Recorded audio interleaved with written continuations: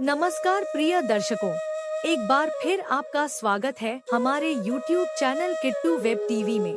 प्रिय दर्शकों, आज फिर एक नया वीडियो, एक नई कहानी लेकर हम हाजिर हुए हैं। प्रिय दर्शकों, आज की जो कहानी है बड़ी ही मोटिवेशनल और ज्ञानवर्धक है। प्रिय दर्शकों, बूढ़े गिद्ध ने बताया कि आदमी को इन 3 स्त्रियों से बचकर रहना चाहिए, नहीं तो कंगाल करके छोड़ती हैं। दर्शकों, अगर आप हमारे चैनल पर पहली बार आए हैं तो चैनल को सब्सक्राइब करें, बेल आइकन को ऑन करें ताकि हर आने वाले वीडियो का नोटिफिकेशन सबसे पहले आपको मिले। अच्छे कमेंट और वीडियो को लाइक करें। दर्शकों, तो चलिए शुरू करते हैं यह प्यारी सी कहानी, यह प्यारा सा वीडियो। प्रिय दर्शकों, प्राचीन समय की बात है। पूर्व देश में चित्रकूट एक शहर था जहां राजा सत्यजीत राजधानी थी। राजा सत्यजीत बड़ा ही प्रतापी राजा था और सदैव प्रजा के हित में काम किया करता था। उसके द्वार पर किसी तरह की लेकर आने वाला व्यक्ति कभी निराश नहीं जाता था।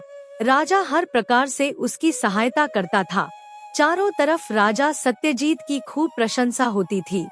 एक दिन की बात है, राजा के मन में विचार आया कि आज मुझे आखेट के लिए जाना चाहिए, क्योंकि जंगल में प्रसिद्ध चंदन वन है और उस वन में से राजा सत्यजीत के पास कुछ ऋषि मुनियों ने आकर की शिकायत की थी कि हे राजन, इस चंदन वन में एक राक्षस रहता है और वह राक्षस प्रतिदिन 2 ऋषि मुनियों का आहार करता है। उस राक्षस से आप हमारी रक्षा करें। यह बात जब राजा ने सुनी तो अपने सेवकों को बुलाया और सेवकों से कहा कि मेरे लिए एक सुंदर सा तेज दौड़ने वाला घोड़ा तैयार करो और आज हम आखेट के लिए चंदन वन में जाएंगे और यदि हमें वह राक्षस मिला तो आज हम उसका वध कर देंगे।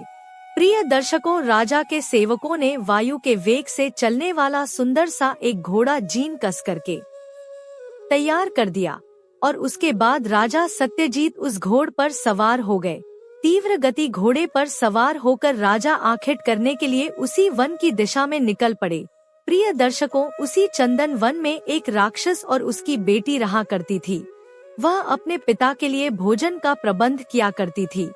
क्योंकि उस असुर के हाथ पैर नहीं थे, वह एक गुफा में पड़ा रहता था और उसकी जो लड़की थी वह यात्रियों को अपना सुंदर रूप दिखाकर लुभाती थी। साधु संतों को बहाना बनाकर उनसे शादी की बात कहकर गुफा के अंदर बुलाकर ले जाती थी और गुफा के अंदर पहुंचने पर राक्षस उन्हें खा जाया करता था और कामी पुरुष उसके रूप पर आसक्त होकर अतिशीघ्र उसके साथ चलने को राजी हो जाते थे। वह हर रोज नए नए राहगीरों से मिलती थी और उनसे कहती थी कि तुम मेरे पिता के पास चलो, मैं तुम्हें शादी करने के लिए अपने पिता के पास ले जाना चाहती हूँ। और वहाँ उनको लेकर के जाती थी। तब तक रात्रि हो जाती थी, क्योंकि दिन में यदि कोई यात्री उस गुफा में प्रवेश करता था, सुबह दूर बैठा हुआ विशालकाय राक्षस उसे दिख जाता था।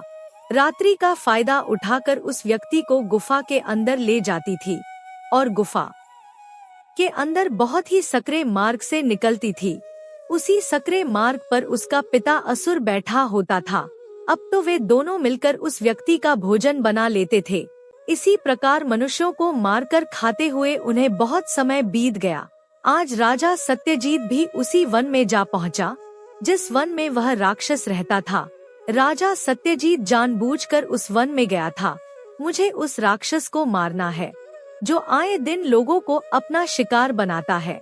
जैसे ही राजा ने उस चंदन वन में प्रवेश किया तो उस असुर नामक दैत्य को मानव की खुशबू आने लगी और अपनी पुत्री से बोला, बेटी देखिए, आज कोई मनुष्य इस मार्ग से निकल रहा है, तुम शीघ्रता से जाओ, मुझे बड़ी सुंदर खुशबू आ रही है और ऐसा लगता है कि आज तो हमें भरपेट भोजन मिलने वाला है। अगर कोई जवान हष्ट पुष्ट व्यक्ति मालूम पड़ता है तो इस मार्ग से निकल कर जा रहा है, तो तुम जाओ और उसे अपने रूप के जाल में फंसाकर मेरे पास तक ले आओ।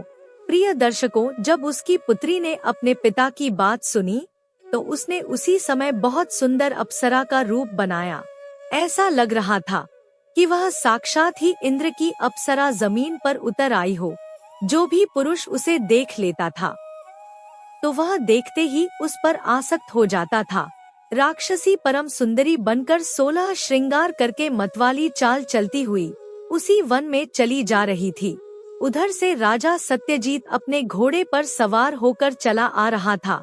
राक्षसी ने दूर से ही देख लिया कि उसके पिता का भोजन एक घोड़े पर सवार होकर उसकी तरफ आ रहा है। देखने से लगता है कि कोई किसी देश का राजा है।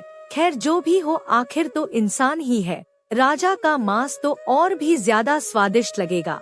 दर्शकों, उसी वन में एक बहुत ही विशाल बरगद का वृक्ष था। उसी बरगद की टहनी में एक गिद्ध और गिद्धनी का जोड़ा रहता था। वे दोनों जानते थे कि इस वन में एक राक्षस है और उसकी एक पुत्री है जो लोगों को अपने रूप से लुभाती है और अपने पिता के पास ले जाती है। आज उन्होंने राजा सत्यजीत को जब उस जंगल में घोड़े से टहलते देखा तो गिद्धनी अपने पति गिद्ध से कहने लगी, हे स्वामी, चित्रकूट का राजा सत्यजीत बड़ा ही धर्मात्मा है और वह आज इस वन में घूम रहा है। जरूर दुष्ट राक्षसी राजा सत्यजीत को अपने जाल में फंसाने का प्रयास करेगी। हमें ऐसे राजा की रक्षा करनी चाहिए। दर्शकों, वह गिद्ध गिद्धनी उस जंगल में होने वाली सभी गतिविधियों पर नजर रखती थी। वे गिद्ध गिद्धनी लोगों को बचाने का प्रयास तो बहुत करते थे, पर लोग उनकी बातें नहीं मानते थे। दर्शकों, वह स्त्री सुंदर सा रूप बनाकर चली आ रही थी। उधर से राजा सत्यजीत घोड़े पर बैठकर चले जा रहे थे। उस दिन उन्हें कोई आखिर तो नहीं मिला, पर सुनसान जंगल के बीच उनकी भेंट उसी दानव पुत्री से हो जाती है। वह आगे मार्ग में खड़ी थी। जब राजा का ध्यान एकदम उस राजकुमारी जैसी सुंदर स्त्री पर गया तो वे उसकी सुंदरता पर मोहित हो गए और कहने लगे कि हे सुंदरी, तुम कौन हो और इस वन में क्या कर रही हो? तुम्हारे साथ तो कोई पुरुष भी नजर नहीं आ रहा है। फिर अकेली सुनसान जंगल में यहाँ क्यों भटक रही हो? यहाँ तो तुम्हें कोई मार देगा, तुम्हारे प्राणों को खतरा है। तब वह लड़की कहती है, हे राजा जैसे दिखने वाले सुंदर युवक, आप मेरी चिंता मत करो। मैं तो बचपन से ही इसी जंगल में पली बड़ी हूँ, क्योंकि मैं एक ऋषि की कन्या हूँ। मेरे पिता इस वन में रहकर भजन करते हैं। वे गुफा में बैठकर ईश्वर की आराधना करते हैं। मुझे आप यह बताओ कि आप किसी देश के राजा हैं। आपकी वेशभूषा को देखकर तो ऐसा लगता है कि आप कोई राजा हैं। तब राजा ने कहा, हाँ सुंदरी, मैं चित्रकूट राज्य का राजा हूँ। राक्षसी लड़की कहती है, हे राजन, मेरे पिता मेरा विवाह करना चाहते हैं। उन्होंने मुझे आदेश दिया है कि पुत्री तुम स्वयं जाओ और अपने लिए कोई सुंदर सा वर देख कर आओ। अपने पिता की आज्ञा उस मैं अपना पति तलाशने आई हूँ। लेकिन मैं देख रही हूँ कि इस जंगल में सब बूढ़े ऋषि मुनि तपस्या कर रहे हैं और मैं जवान हूँ, इसीलिए मैं उनसे विवाह नहीं कर सकती। परंतु हे राजन, मैं आपके रूप और सौंदर्य को देखकर यह जान चुकी हूँ कि आप किसी राजा के पुत्र हैं, हर प्रकार से मेरे पति बनने के योग्य हैं। क्या आप मेरा निवेदन स्वीकार करेंगे? दर्शकों, दुनिया में ऐसा कौन सा व्यक्ति है जो नारी की चाल से वश में नहीं हुआ है? बड़े बड़े जितेंद्रिय ऋषि मुनि नारी के आगे पर वश हो गए। राजा सत्यजीत तो बहुत छोटी सी चीज थे। उस दुष्ट राक्षसी ने अपने यौवन के जाल में राजा सत्यजीत को बुरी तरह जकड़ लिया। दर्शकों, काम के वशीभूत होकर आदमी अपना अच्छा बुरा सोचना भूल जाता। उस समय वह मतवाला हो जाता है। राजा सत्यजीत कहने लगे, यदि तुम मुझे पति रूप में चुनना चाहती हो तो मैं तुम्हारी इच्छा का स्वागत करता हूँ। मैं भी तुम्हें अपनी पत्नी के रूप में पाकर अपने आप को सौभाग्यशाली समझूंगा। राजा बोला, है मृगनयनी, मैं तुमसे विवाह करने को तैयार हूँ, परंतु तुम्हारे पिता कहाँ हैं? तब राक्षसी कहती है, हे राजन, मेरे पिता गुफा में तपस्या कर रहे हैं और वह इस समय ध्यान मग्न मुद्रा में बैठे हैं। इसलिए हे महाराज, आपको 2 घड़ी इंतजार करना पड़ेगा। मैं यह खबर जाकर अपने पिता को देती हूँ। जब वह ध्यान से उठ जाएंगे तब मैं तुम्हें बुलाकर ले जाऊंगी। तुम तब तक 2 घड़ी तक मेरा इंतजार करना। प्रेमवश राजा कहने लगा, हे सुंदरी, तुम्हारे लिए तो मैं 2 घड़ी क्या पूरी जिंदगी इंतजार कर सकता हूँ। मुझे तुम जैसी सुंदर स्त्री मिल जाए तो मेरा रह निवास और भी अधिक शोभायमान हो उठेगा। राजा सत्यजीत उस राक्षस पुत्री के जाल में पूरी तरह से फंस चुके थे। राक्षसी कहने लगी कि हे राजन, मैं इस मार्ग से जा रही हूँ और यहाँ से कुछ दूरी पर ही मेरे पिता की गुफा है। उसमें मेरे पिता तपस्या कर रहे हैं। तुम मेरे पिता की गुफा की तरफ चले आना, मैं तुम्हें निमंत्रण देकर जा रही हूँ। और इतना कहकर के वह दुष्ट राक्षसी वहाँ से चली जाती है। उसे तो पता ही था कि काम के वशीभूत राजा उसकी गुफा के जरूर आएगा। इधर राजा सत्यजीत के मन में भी उस राक्षसी के लिए प्रेम उमड़ गया। उनके मन में भी उस राक्षसी को पाने के लिए बेचैनी बढ़ने लगी। अब तो राजा के लिए 2 घड़ी का समय 2 वर्षों के समान लग रहा था। सोच रहे थे कि 2 घड़ी का समय कब निकलेगा ताकि मैं उस स्त्री को प्राप्त कर सकूं। इधर वह गिद्ध उसी स्थान पर बैठा हुआ राजा की हालत को देख रहा था। उसने जान लिया कि राजा सत्यजीत उस दुष्ट राक्षसी के चंगुल में फंस चुका है। यदि 2 घड़ी के बाद यह उस गुफा के अंदर चला गया तो उस राक्षस का भोजन बन जाएगा।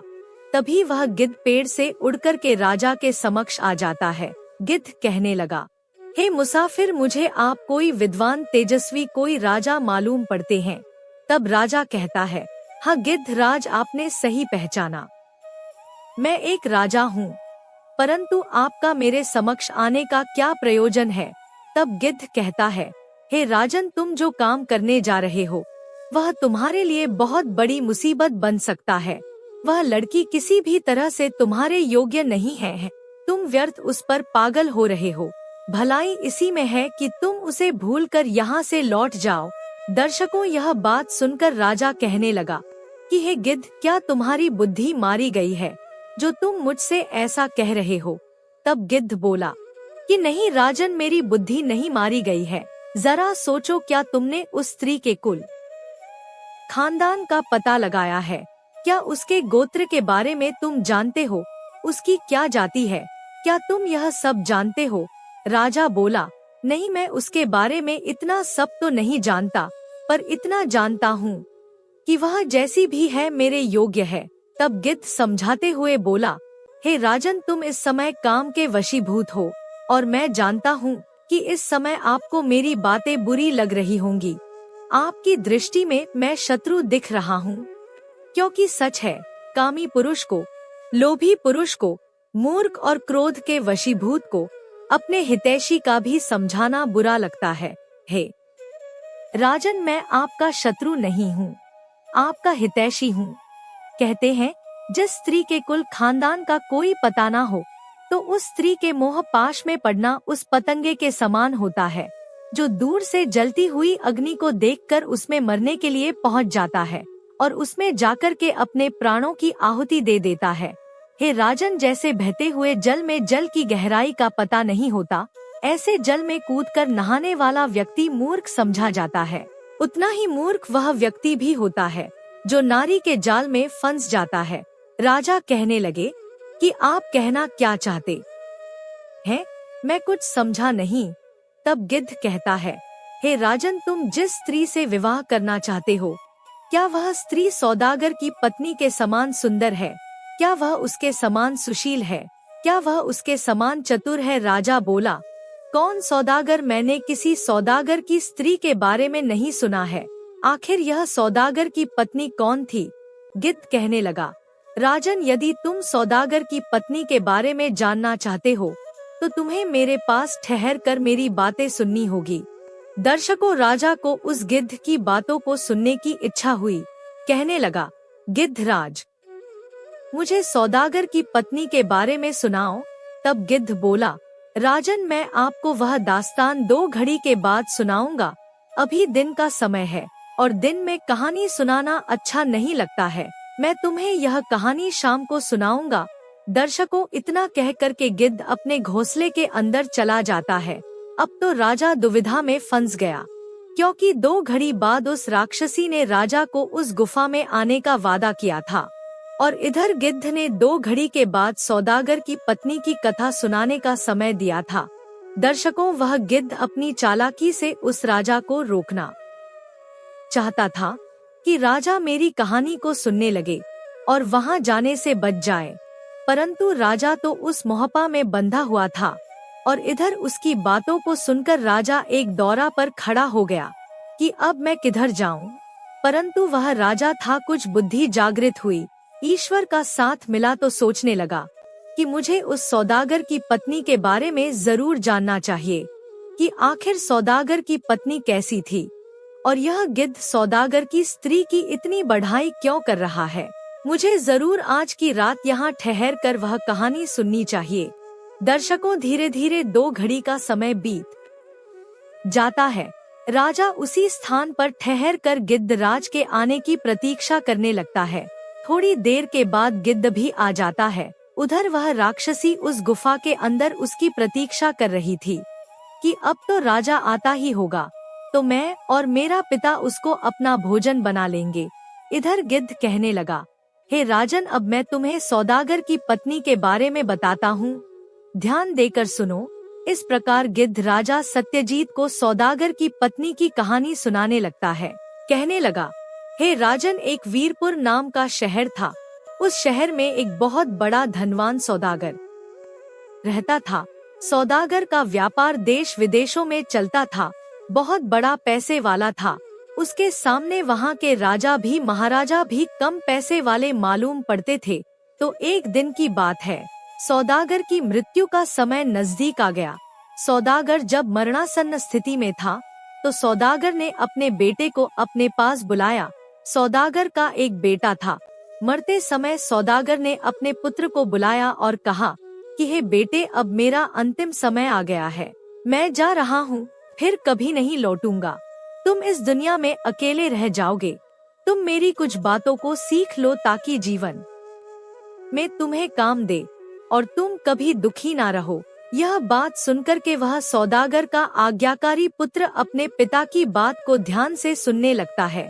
सौदागर उसे समझाता है, देखो बेटे, जीवन जीने के लिए मेरी 5 बातें याद रखना, जीवन में कभी दुखी नहीं रहोगे।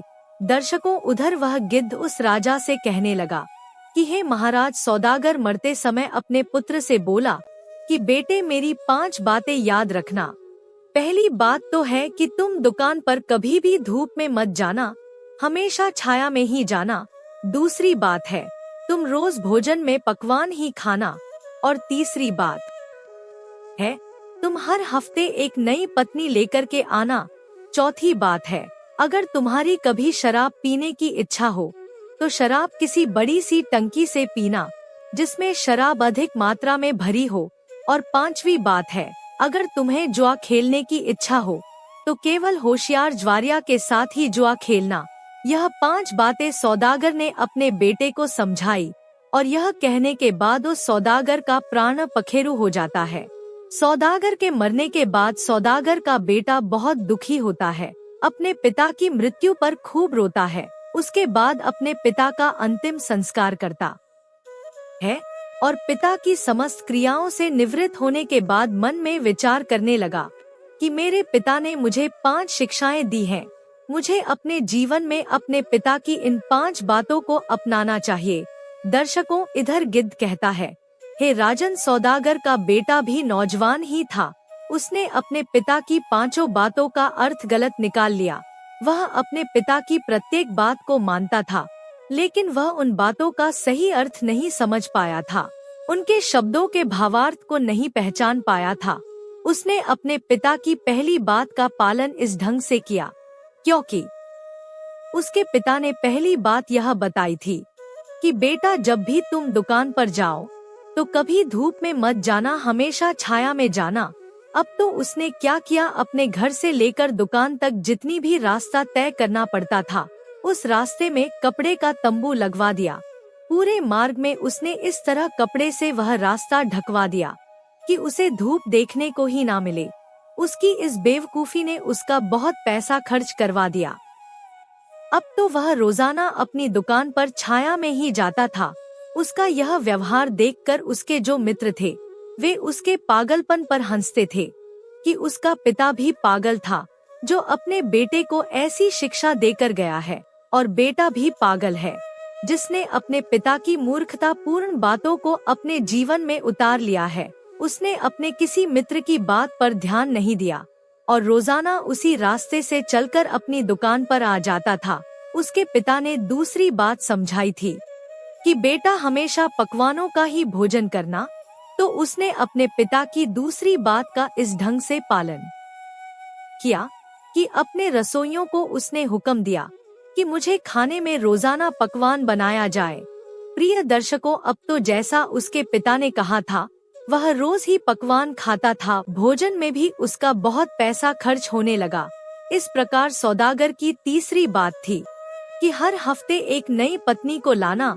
दर्शकों, हर हफ्ते पत्नी बदलने वाली बात सौदागर को बहुत भारी पड़ने लगी, क्योंकि हर हफ्ते एक नई पत्नी कहां से आए, एक हफ्ते बाद पत्नी को कैसे बदला जाए, यह सौदागर के सामने बहुत बड़ी जटिल समस्या थी कि पिता की बात का पालन कैसे हो।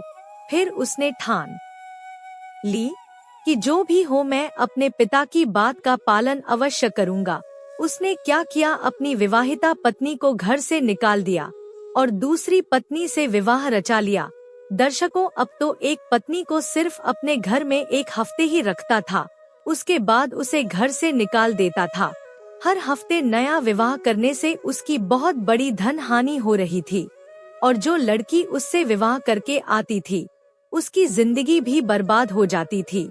धीरे धीरे यह बात सबको पता चल गई कि यह तो केवल 7 दिन तक ही पत्नियों को रखता है, उसके बाद छोड़ देता है।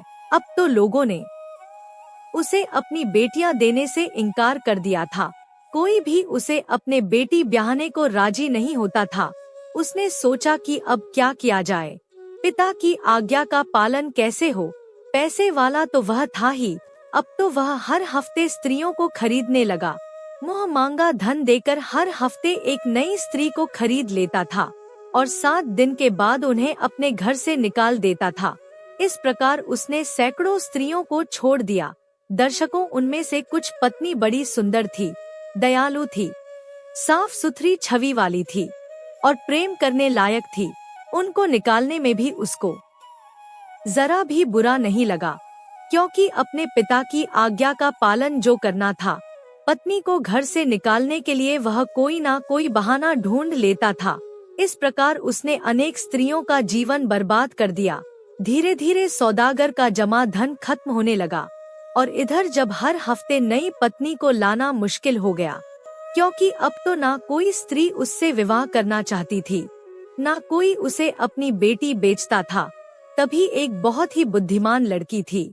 उसने जब उस सौदागर के बारे में सुना तो वह उसका असली मतलब समझकर उस सौदागर से शादी करने के लिए राजी हो गई। वह बहुत होशियार थी। इस प्रकार सौदागर से विवाह करके वह उसकी पत्नी बन गई। वह जानती थी कि 7 दिन बाद यह मुझे घर से निकाल देगा, फिर भी उसने जानबूझकर उसके साथ विवाह किया। दर्शकों, इधर वह गिद्ध जंगल में राजा सत्यजीत को कहानी सुना रहा था कि हे राजन, अब ध्यान से सुनो आगे क्या होता है। राजा सत्यजीत को भी गिद्धराज की कहानी में मन लगने लगा था। राजा बोला, हे गिद्धराज, मुझे और आगे की कहानी सुनाओ। तब गिद्ध सुनाता है कि वह सौदागर जब उस पत्नी के साथ अपने घर में रहने लगा, वह स्त्री हमेशा उसकी इच्छा के अनुसार काम करती थी। हर काम को वह उसके कहने से पहले ही करके रख देती थी। उसने कभी सौदागर को शिकायत का अवसर नहीं दिया ताकि वह गुस्सा कर सके और उसे घर से निकाल सके। इसी तरह धीरे धीरे 6 दिन बीत गए। हफ्ते के आखिरी दिन यानी 7वें दिन सौदागर को उसे बाहर निकालना था। सौदागर ने उसे शाम के खाने के लिए मछली का पकवान बनाने को कहा। उसका इरादा था कि वह भोजन में कमी निकालकर असंतुष्ट हो जाएगा और कुछ उल्टा सीधा कहे तो दोनों में झगड़ा होने लगेगा और वह अपनी पत्नी को घर से निकाल देगा। दर्शकों, इधर उसकी पत्नी ने क्या काम किया, शाम के भोजन के लिए मछली का पकवान तैयार किया। उसकी पत्नी ने बड़ी चालाकी से काम लिया था। बाजार में से 2-4 तरह की मछलियां लेकर आई और शाम को उसने उनको अलग अलग तरीके से पकाया, कुछ मसालेदार, कुछ बिना मसालेदार, कुछ चीनी के साथ, कुछ नमक के साथ। शाम को जब सौदागर घर लौटा तो उसका खाना तैयार था। उसने जोर से चिल्ला करके पूछा, क्या खाना तैयार है? तो उसकी स्त्री ने कहा, हाँ जी, खाना तैयार है। यह कहकर तुरंत ही उसने मीठे पकवान की प्लेट उसके सामने रख दी। मीठे पकवान को देखकर उसने गुस्से से कहा कि यह क्या मेरे आगे यह क्या रख दिया, मुझे तो नमकीन पकवान चाहिए। सौदागर के इतना कहते ही पत्नी कहने लगी, अजी गुस्सा क्यों होते हो, मुझे पता था कि आपको मीठा पकवान पसंद नहीं आएगा, इसलिए मैंने तुम्हारे लिए नमकीन पकवान भी बनाया है। इतना कहकर उसने नमकीन पकवान की प्लेट उसके आगे रख दी। फिर सौदागर को कोई बहाना नहीं मिला तो उसने मछलियों में कमी निकाल दी और कहने लगा, मुझे यह वाली मछली नहीं चाहिए, मैं तो दूसरे किस्म की मछली खाता हूँ। दर्शकों, जब उसने इतना सुना तो उसके कहने से पहले ही उसने दूसरी किस्म की मछलियाँ उसके आगे परोस दी। अपनी प्लेट आगे खिसकाते हुए सौदागर बोला, मेरा मतलब इस किस्म की मछली से नहीं था, इससे अच्छा तो मैं गोबर खाना पसंद करूँगा। तब उसकी पत्नी ने, यह लीजिए, ऐसा कहकर उसकी पत्नी ने गोबर की टोकरी को ढक्कन से ढकी हुई थी उसके सामने लाकर रख दी। सौदागर अपनी सभी चाल चलकर हार गया था। उसके बाद उसने अपनी पत्नी से आगे कुछ नहीं कहा। उसने 2-3 प्लेटों में से कुछ खाना खाया और सोने के लिए चला गया, क्योंकि पत्नी को लड़कर घर से भगा ना सका। सुबह होते ही उसकी पत्नी ने कहा, अजी आज मैं अपने पिता के घर जाऊंगी और तुम्हें भी मेरे साथ चलना पड़ेगा। पिता के घर हम दोनों लोग दिन भर रुकेंगे और शाम को अपने घर लौट आएंगे। यह सुनकर सौदागर बड़ा प्रसन्न होता है। सोचने लगा कि यह इसने अच्छा तरीका बता दिया है, अब मैं इसे इसके पिता के घर पर ही छोड़कर चला आऊंगा। दर्शकों, अगली सुबह सौदागर और उसकी पत्नी अपने ससुराल को जाने के लिए तैयार हो गए। सौदागर अपनी पत्नी के मायके जाने के लिए तैयार हो गया। उसकी पत्नी जब अपने गांव में पहुंची तो वह बाहर जाकर उसने अपने माता पिता से कहा कि यह व्यक्ति बेवकूफ है, परंतु मैं इसे मेरे हिसाब से समझा लूंगी। आप ऐसा करें, इनके खाने के लिए कुछ नहीं बनाएं, केवल पूड़ियां बनाएं, उसके साथ सब्जी भी नहीं होनी चाहिए। जब यह बात माता पिता ने सुनी तो कहने लगे कि तुम क्या कह रही हो पुत्री? लड़की ने कहा, हाँ पिताजी, केवल इसके लिए पूड़ियां ही बनानी है। दर्शकों, अब तो ससुराल में केवल उसके लिए पूड़ियां सेक कर रख दी गई। कुछ घंटों के बाद वह अपने पति को एक छोटे से कमरे में ले गई और उसको बिठाकर उससे कहा कि आप यहाँ बैठकर शाम के खाने का इंतजार करें, खाना जल्दी ही तैयार होने वाला है। सौदागर बेचारा बहुत देर तक इंतजार करता रहा। खाने का कोई पता नहीं लगा कि कब आने वाला है। इंतजार करते करते उसकी भूख बहुत तेज हो चली थी। तभी उसने अपनी पत्नी को बुलाया और उससे कुछ खाने के लिए मांगा तो पत्नी कहने लगी, मैं अभी लेकर आती हूँ, और कहने लगी, असल में हम लोग कुछ और मेहमानों का इंतजार कर रहे हैं। जब वह आ जाते तो साथ साथ बैठकर ही भोजन करते हैं। मुझे लगता है कि उन मेहमानों को कहीं मार्ग में देर हो गई है, इसलिए अब तक नहीं पहुँचे। चलो कोई बात नहीं, आपके लिए खाना तैयार है।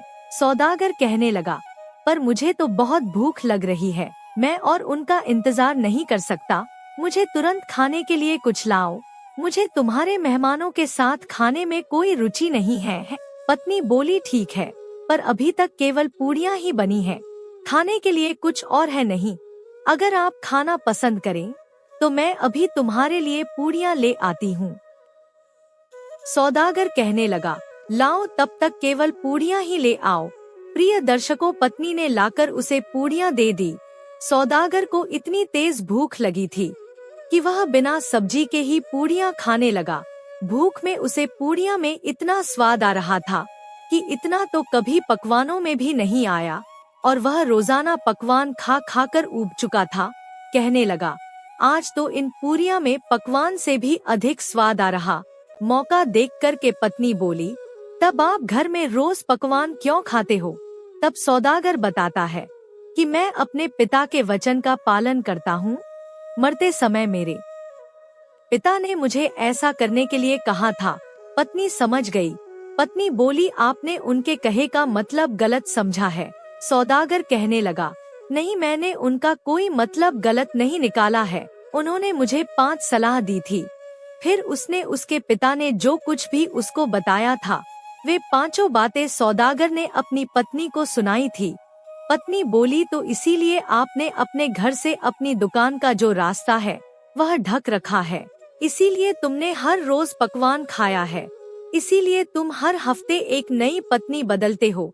पत्नी बोली, तुम अपने पिता की बातों का सही अर्थ नहीं समझ पाए।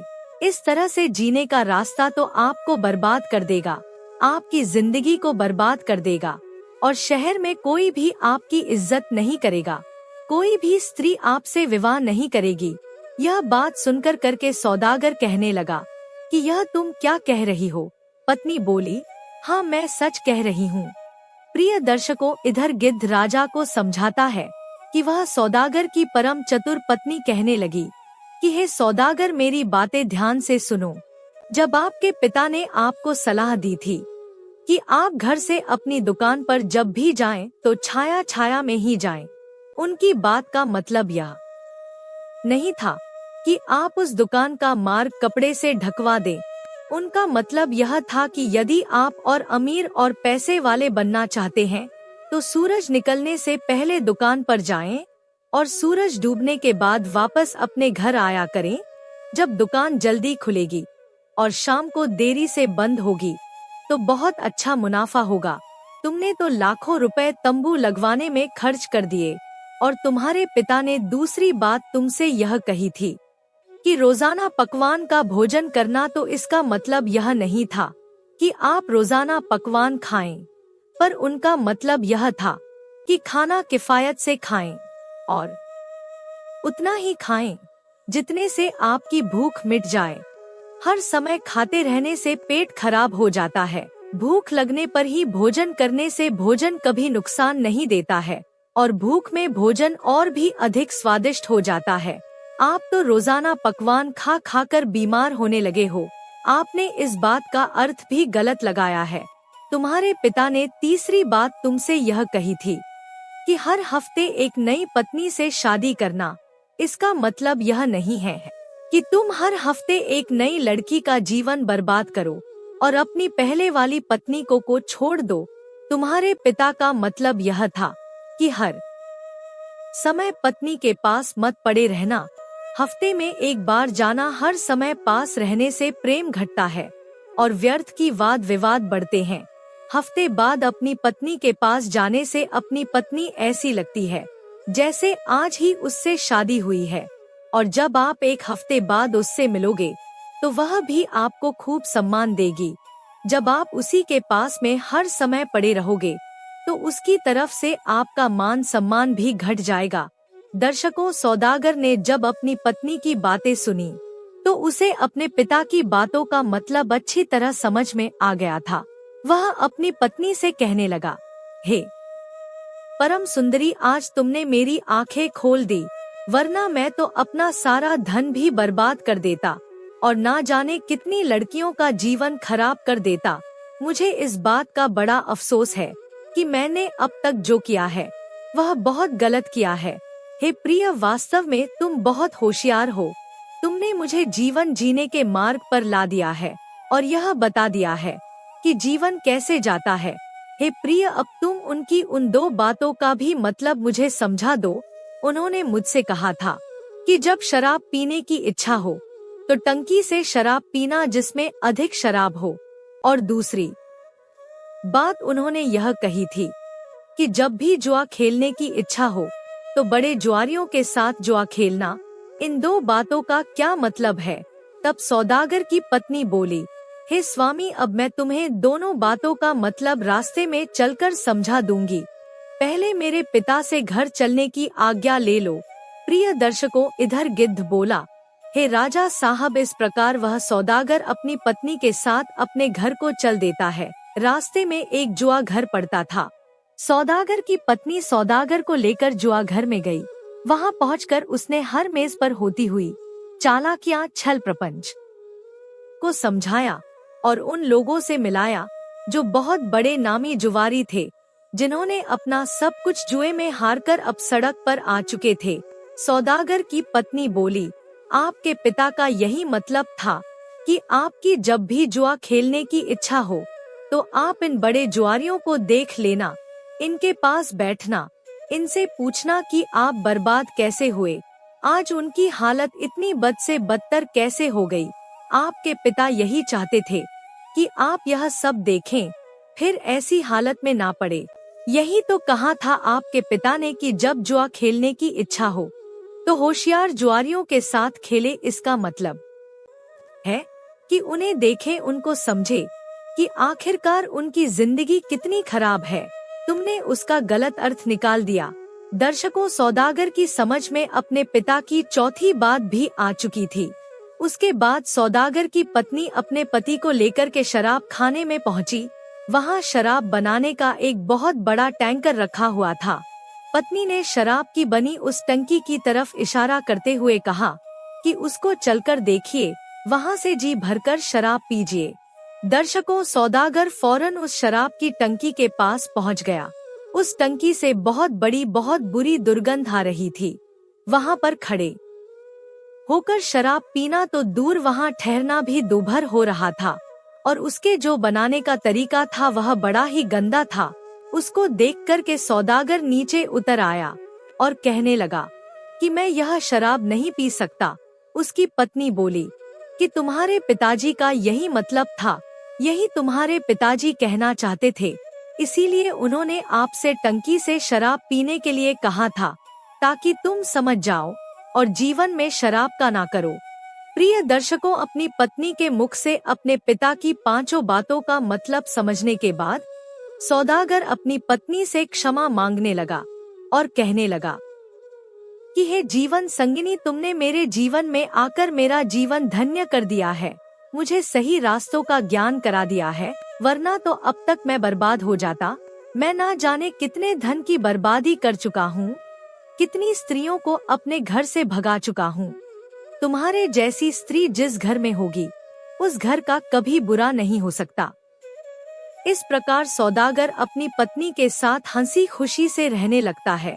इधर वह गिद्ध राजा सत्यजीत को समझा रहा था कि हे राजन, यदि तुमको ऐसी पत्नी मिल जाए जो तुम्हारी प्रत्येक बात का अर्थ समझा सके, तब तुम विवाह कर लेना। अगर तुम किसी स्त्री के रूप के यौवन के जाल में फंस गए तो समझ लेना तुम बहुत बड़ी मुसीबत में फंस सकते हो, क्योंकि जो स्त्री गुणों और विचारों से सुंदर होती है वही स्त्री सबसे अधिक सुंदर होती है। रूप का माया जाल तो मनुष्य को मुसीबत में डाल देता है। जो स्त्री बहुत अधिक सुंदर हो उनसे बचकर रहना चाहिए। कई बार ऐसी स्त्रियों के जाल में फंसने के बाद मनुष्य जीवन भर रोता है। जो स्त्रियां दुष्ट चरित्र वाली हो, बिकाऊ हो, अपना स्वार्थ सिद्ध करने के लिए किसी भी हद तक जा सकती हो, ऐसी स्त्रियों से सदैव दूर रहना चाहिए। वह सिर्फ एक छलावा होती है। प्रेम नाम का उनके अंदर लेश मात्र भी अंश नहीं होता है। उनकी नजर सिर्फ आपके धन पर होती है। धन लूटने के बाद वे इस तरह मनुष्य को निकाल कर फेंक देती हैं, जैसे दूध से मक्खी निकाल कर फेंक दी जाती है। जो स्त्री क्रोध मुखी हो उस स्त्री से सदैव दूर रहना चाहिए। क्रोधमुखी स्त्रियां सदैव अपने पति को अपनी कटु वाणी से चोट पहुंचाती रहती है। जिस घर में दुष्ट स्त्री होती है, मूर्ख मित्र होता है, जवाब देने वाला नौक होता है और घर के अंदर सांप रहता है, तो उसमें मृत्यु कभी भी आ सकती है। प्रिय दर्शकों, इस प्रकार गिद्ध ने राजा सत्यजीत को कहानी सुनाई और इधर तब तक प्रातः काल हो जाता है। गिद्ध यही तो चाहता था कि राजा का जो समय है वह यही बीत जाए और वह राक्षसी के पास जाने से बच जाए। दर्शकों, हमारी आज की कहानी, आज का वीडियो यहाँ समाप्त होता है। हम उम्मीद करते हैं कि आपको यह कहानी पसंद आई होगी और आप इससे ढेर सारी प्रेरणा लेंगे। मिलते हैं अगली ज्ञान चर्चा के साथ अगले वीडियो में। तब तक के लिए नमस्कार, धन्यवाद।